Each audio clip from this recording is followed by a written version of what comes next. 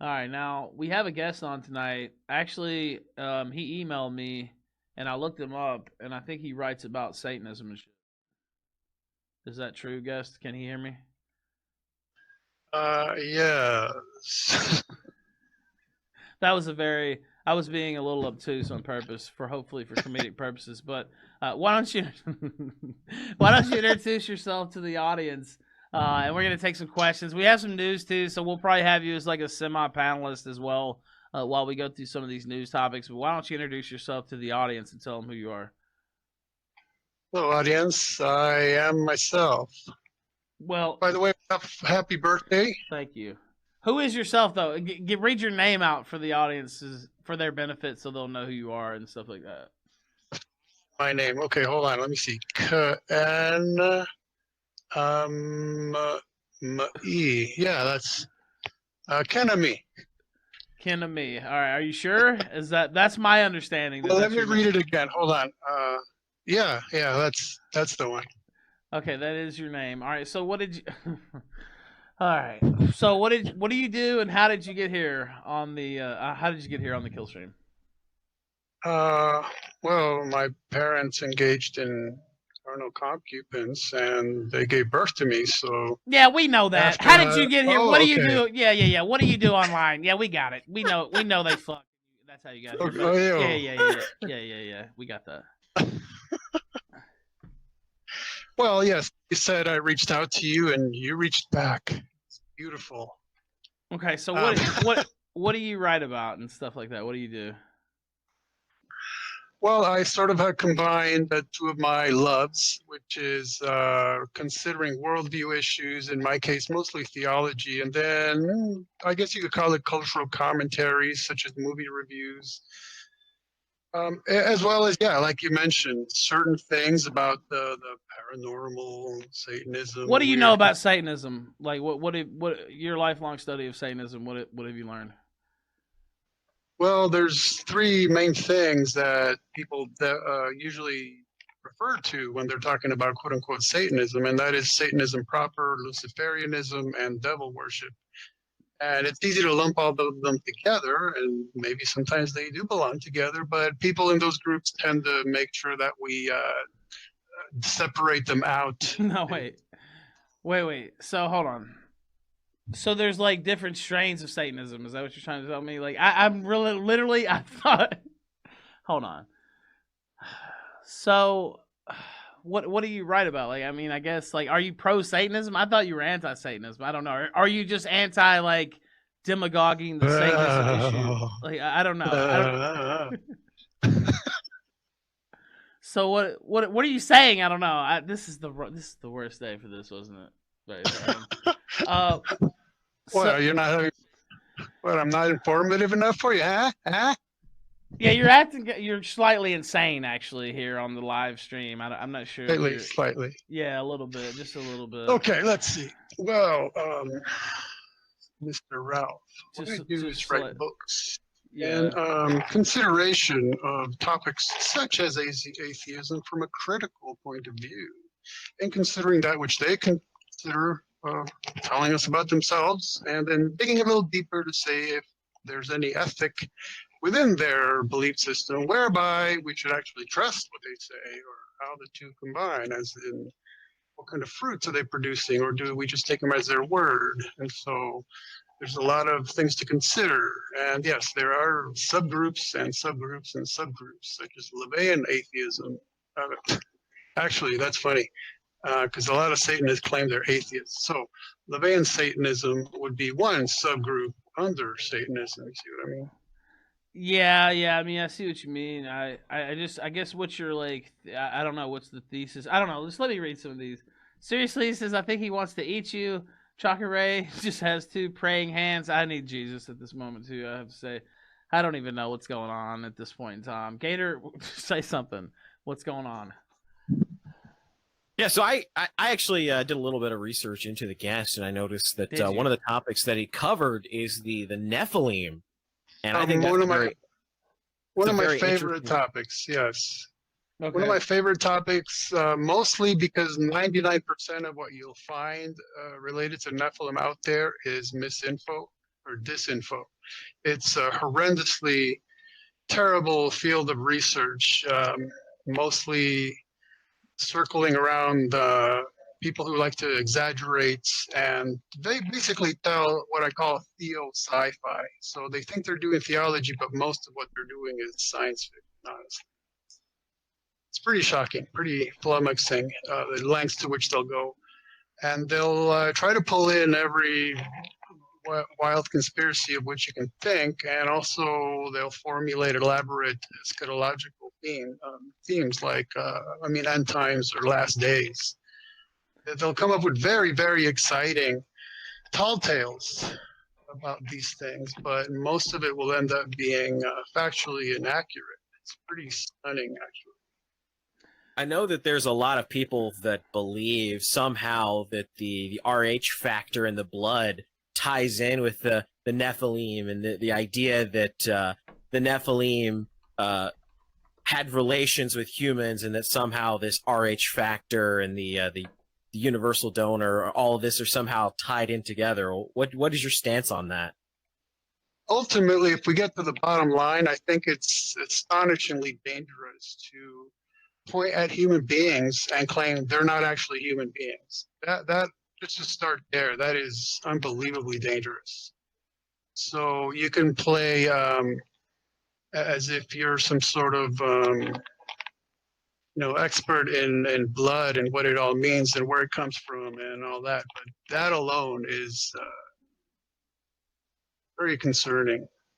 And that ties into some of the end time scenarios that they paint as well, that there'll be some kind of massive battle between actual human beings and guess who? People who look exactly like human beings, but we're supposed to think that they're not because we're told that they're not. That is very disturbing in my mind. And it certainly seems like every culture throughout history, human history, has had kind of this belief that they're living in the end times now, that the end times are here. And so what do you think about the end times? Do you think that maybe we're just being arrogant, and that maybe maybe we're not quite there yet? We just, like other previous societies, we just think we're the one finally. Well, I think one of the issues becomes, how do we define the term end times? Because say you take your definition from the New Testament, for instance, then the end times have been occurring for 2,000 years, because it doesn't mean just a few set of days at the very end. It's a span of time of unknown duration. So we're in it right now. We have been. It's just the time from when the Messiah showed up until the end of time. So whenever I say something like that, which is factual, inevitably the response is, yeah, but I think we're at the very, very end. Do you think we're at the very, very, very end? And so that's a whole other issue. And thinking that we must be at the very, very end, it usually comes out of what is known as newspaper theology. So you read the newspaper and you freak out and you say, that's it, it must be the end. Kind of forgetting that humanity has an extremely long history of extremely bad things happening regularly, and so that's why you end up with many cultures and generations thinking that they are at the very, very end, because how could it possibly get worse than this? And then guess what, a few years down the line it does get worse. Plus you're also trying to apply this sort of like ontological scheme onto a being that doesn't abide by any of our comprehension and our inventions of things like time and the idea of our idea of existence. Yes, I mean, I see the point you're making, except that such a being would then seek to express himself to the level that we can understand. But yeah, that's definitely true, that to the Lord 1,000 years is like a day and a day is like 1,000 years. He has a whole different sort of perception, which is why when we're freaking out, we should remember he's still on the throne, okay, regardless of what's going on in our world. All right, Gator. By the way, I didn't want to interrupt Gator. He was doing so much better than my worst interview ever. Well, I don't know. Hotep Jesus. That one's gonna be hard to beat ever. That Life and L says Anton LaVey would pimp out his preteen daughter to the high-ranking rich Church of Satan members and possibly had an incestuous child with his daughter Xena. What do you know about that, Ken? I don't know about their extremely personal relationships, but she has been very open about how, well, a lot of their rituals do include crusty old men ogling the scantily clad women that they do employ for their rituals. So she was of the impression that a lot of them were in it just for that. No. Now, if I may, an interesting Sure. aspect of LaVeyan atheism is that they're of the sorts that claim that they're atheists. They don't actually believe there's a real Satan. It's more like he's symbolic of rebellion.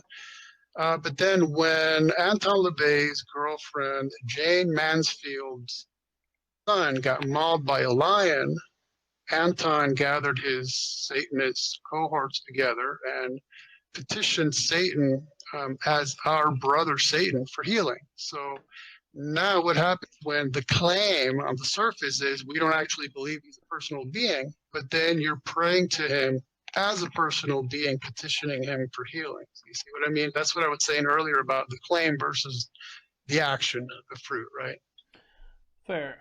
There is a Bible code on the back of the Declaration of Independence. It's a map of the flat Earth. Green Danger. I'm not reading that again. Not even by accident. All right. Ken's still here. We're gonna take some callers. We have a lot of news as well, but I wanted to get Ken in. We had an interesting start to the show. So if you want to go back and listen to that, that was something else. He's a nice guy. I was talking to him in email. I was like, all right, why not? You know, bring him on. But I've had fun with it. Believe it or not. Oh shit! These kinds of discussions usually are like in mine and Bibble's wheelhouse. Yeah, clearly not so this much is Ralph's. more. Yeah, and I had a long weekend too. Hey Ralph, hey Gator. I got a couple questions for the guests. First off, what do the pictures on your wall say? Yes. Can you guys hear me again? Yeah, we can hear you. Yes, Sure. we can. Okay. What do they say? Where you go, I'll go. Where you stay, I'll stay. And that's from the book of Ruth. So that's just a little. What does that mean thing. to you? It's a little sweet thing between my wife and I. Little inside commentary there. Yeah, okay. Makes sense. He's got a strong. A little marriage. bit of inside baseball. Yeah, exactly. We can. Actually, from. Go ahead. It's actually from the book of Ruth when Naomi is encouraging her daughters-in-law whose husbands had passed away. She's telling them to go back to their own people, but Ruth wants to continue on with her because she really loved her mother-in-law so much. So, you know, it's kind of applicable to marriage only in terms of that. You're saying, hey, where you go, I'll go. Where you stay, I'll stay. See what I mean? Yeah, it's pretty By cool the way, to go by your own people. What'd you say, caller? I couldn't hear you. Cut out a little bit. Oh, I'm sorry. I was saying, yeah, it's a pretty good idea to go with your own people. But I have another question for the guest. So where were you in 2009 when you bought that headset? Now wait a minute, caller. Hold on. We don't have to. No, believe me, I would love to get some new gear, but look, man, this stuff is expensive. Tell me it's not. No, it is. Yeah, I'm looking at all man, the I money. tell you, it's frustrating. Yeah, it's frustrating. Caller, what was that? Come on now. I mean, No, I was just playing around. It does look playing around. It does look to be a slightly older model of headset. I mean, I have to agree, but I make a sizable donation and I'll take care of it. But on the problem right there. Hey, what's wrong with the classics? Never go out of style, caller. I mean, what are you saying? These are coming back to style now. Yeah. I'm retro. That's basically a leather jacket. All right, caller. What else you got? You won't be able to top that probably, but what else you got? No, that's all I got. You can stop that. All right, thanks. Hey, Ethan, I have an idea for you. Sure, go ahead. Why not? What you need to do: moderate a debate between a flat earther and a hollow earther. No, wait, is Hollow Earth actually a thing? It is, isn't it? Yeah. Oh, wow. Yeah, Anything and everything is a thing. Everything's a thing. So we got Just the make flat. up the craziest thing, and it'll be a thing. This is the I first. think the secret to the hollow Earth is in Antarctica, and that's why you're not allowed to go there. So this is the first big like flat Earth guy we've had on the show, like known flat Earth guy we've had on the show this Friday. Maybe we should work on hollow Earth next. I mean, I knew it was a thing, but like I don't know. I haven't really studied it. Is it as big as flat Earth? I don't know. It'd be interesting though. Blood sports, flat Earth versus hollow Earth. And then flat Earth is kind maybe of a triple threat. Maybe we moon. throw a globe cuck in there too and have a triple threat. There you go. Oh man, For all your bases. yeah, I like that idea. We'll see what we can do on that. It seems like it's ready to happen. Let's see. Space Cowboy 14 says Ralph, here's the diamond towards the new headset. Well, it's not me. My headset's fine. All right. Actually, I do need kind of new covers here. But... So yeah, you buy a new one and then you give me your old one. I'll give you mine. Yeah, okay, that's. It'll be a hand-me-down. Yeah. Weepy V Hole says Medicare's headset confirmed. Oh yeah, well it is on par with that, I think. Yeah. Hey. I heard that JFK met Marilyn Manson through Anton LaVey. Do you have any insight into whether that Marilyn Manson? True? You mean Marilyn Monroe? I'm sorry. You mean Charles Manson? I'm sorry. Marilyn Monroe. Yeah, I was. Oh, okay. Marilyn Monroe. Okay, that makes more sense. Yeah, is that true, Ken? I can't verify, but it wouldn't surprise me for a second. I mean, like I said, James Manfield was Anton LaVey's girlfriend for a while, and she was a Hollywood actress. So 6 degrees of separation, I suppose, or 666 degrees of separation. How do you like that? Yeah, I think that's got a better ring to it for the purposes of this discussion. Well, Green Danger says, does guest think Lucifer is the protagonist? Protagonist in the big scheme, or what? I don't know. That's just what he told me to ask you. He paid me money to ask you that. So. Okay, then yes. Okay. All right. Wolfen Redacted says, so Hollow Earth's hole is in Antarctica. Well, that's how you get to it. There's other supposed pathways into it that all kind of ties. They all lead to the same place, but Antarctica is the one that's the easiest supposedly to access. That's why they purportedly, according to the Hollow Earthers, don't want you going to Antarctica because you'll find the secret path. Dread Clown says, I'll be back for the news segment. Guest has eaten too many crayons. All right, now wait a minute. That's not nice either. He was nice. We were fucking just off on the wrong foot. It's not his fault. I'm a little prickly today, too. All right, let's try to take another caller. Toonie, go ahead. What else? Do you got anything for the guest here? Oh, okay. So I remember you being on the stream before. I haven't seen your real face before, so that's how to say. Who, me? You look pretty nice. The guest. Oh, okay. Oh, I've been on here dozens of times. Yeah, I know that you've been on dozens of times. He's pretty much a fixture on the Killstream, actually. He's like one of the old where have you been? guys. Yeah, what the fuck? You're not an OG. You don't go back far enough, obviously. Yeah, I'm still new here. I'm kidding. This is the first time he's ever been on. The first of many. The first, exactly. This is the first of 100 appearances. The Kenemy.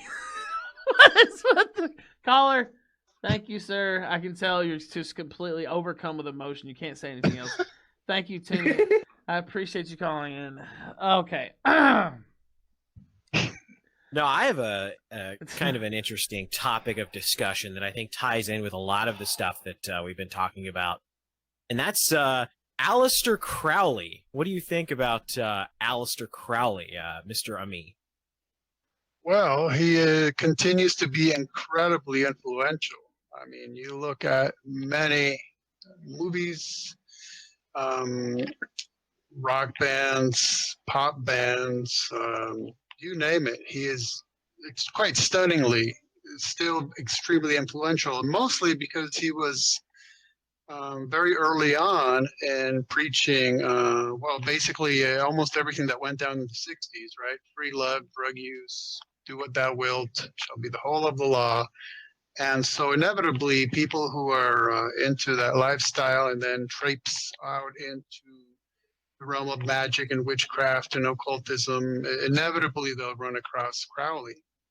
And so it's pretty stunning that he died in 1947 and continues to be a cultural icon, even if somewhat behind the scenes. Once you know what you're looking for, he pops up everywhere, everywhere. Now, what I found really interesting about Crowley is just his extensive connections through not just politicians, but some of the richest and most powerful people. And there's a theory going around that the Bush family, in particular, Barbara Bush, is actually related to Aleister Crowley. I don't know if you've given any thought to that or seen that. I have heard about that, and there's people who are a lot more well versed in the chronology of the day to try to figure out if she was at the right place at the right time and all of that. I'm not sure that anybody can be very firm about it, but it is an interesting theory. I know my buddy William Ramsey, he wrote a book called Children of the Beast, and I wrote one about Crowley as well. Aleister Crowley's influence on pop culture. So he did kind of the earlier days of movie makers and musicians, and I kind of brought it up to the present day. And I've heard him talk about that stuff before, but again, it's really difficult to solidify whether the timeline matches to where they could have met and performed the deed, if you know what I mean. Yeah, we actually had William Ramsey on this program about a month ago. I was just going to mention that, but Gator beat me to it. That's correct. Terry J says, hi, guest. Would you have rather met Adolf Hitler or Prince? Oh, definitely Hitler, because, I would have shanked him and, kicked him. And... Oh, Chat's going to hate you now. What was the joke I saw about... Oh, we were watching the World of Warcraft South Park episode, and I hadn't seen it in forever. And then it was Cartman, and he goes, I don't even think they can put this out now. It was Cartman, and he goes, maybe South Park could get away with it. He's like, it's like going back in time and stopping Hitler. Like, of course you would do it. And he said, personally, I wouldn't do it because I loved Hitler, and I thought he was awesome. But and then that was the joke. I was like, what the... Oh man, I hadn't seen that episode in so long. All right, that was, and there's a lot that South Park couldn't get away with. I thought, nowadays. Oh, that's the Killstream live chat there. That's their avatar there. All right. The episode where they're showing a film from the World War II, and he's the only one in the audience, the kid's laughing his head off. Yeah, exactly. Stunned, shocked, and he's laughing it up like mad. I hadn't seen it in so long. That was her dying wish. Please give me another day. Let me live longer. Pretty sure that was her dying wish, not, the Supreme Court. Ken, do you have anything to say about this? You don't have to if you don't want, but... Hashtag dying wish. Exactly. Hashtag dying wish. What is your dying wish? Tag me at the Ralph Retort. I want to know what your dying wish is. Here tonight on the Killstream, tell us your dying wish. I will read them out on air. You better come up with some doozies at the Ralph Retort. Hashtag dying wish. Exactly. We'll grant your dying wish. We'll grant it. We will grant it here on the Killstream. The Killstream Make-A-Wish Foundation. Yes, the Killstream Make-A-Wish Foundation. Mine is I want a new headset. That's it. Exactly. Now that one maybe we can make happen. I don't know, but... let me read some of these, by the way. Shout out to Ken and me who came up with this hashtag live on air. I might start doing that. That's the type of shit you do. That's audience interaction. That's top level type shit. Well, you need me here. Exactly. We need you here. Supreme Court essentially decided the delegates for Florida would go to George Bush and not Al Green. She thought that federalism wait, not Al. Wait, not Al Green. It would have been really something if Motown legend Al Green had somehow been involved with the. Call me, baby, come back home. Oh, anyway, sorry, buddy. I'll just read this one. Op-ed: I was raped by whoever Trump picks to replace Ginsburg on the Supreme Court 1 year ago. Wow, they got out early on this. Ken, definitely.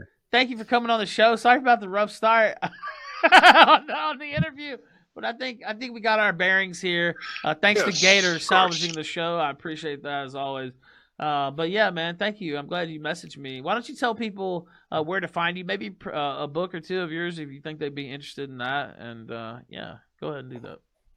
Sure, I'll spare you naming a book because I've written over 40 of them. So just have a look around and see if there's something you like. But wanted to mention one project I just got done is I sent some audio narration to William Ramsey for his latest documentary. So that's an interesting project that's coming up. Very cool. So there you go. You can have him on again pretty soon. I want to have him on.